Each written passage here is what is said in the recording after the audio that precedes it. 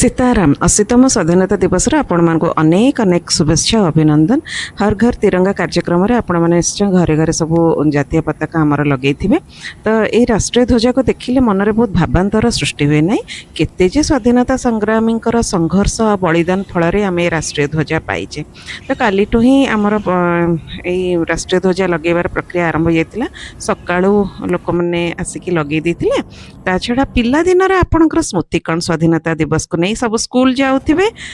पताका उत्तोलन हुए तापर राष्ट्रीय गान हुए तापर आम लड़ू खाऊ घर को आसू आ मोर आ गोटे स्मृति है मो बापा सब वर्ष सेव बुंदी आनती आम खाऊ एमती वर्ष जाक छड़ा तो मुझे स्मृति को उज्जीवित करने एबे भी प्रत्येक स्वाधीनता दिवस मुझे सेव बुंदी खाए यहाँ मोर गोटे स्मृति। अपराह्न आमर लेडीज क्लब तरफ गोटे सांस्कृतिक कार्यक्रम आयोजन होता जो छोट छोट पिला विभिन्न प्रकार देशात्मक गीत नाच विभिन्न प्रकार स्पीच आ फैंसी ड्रेस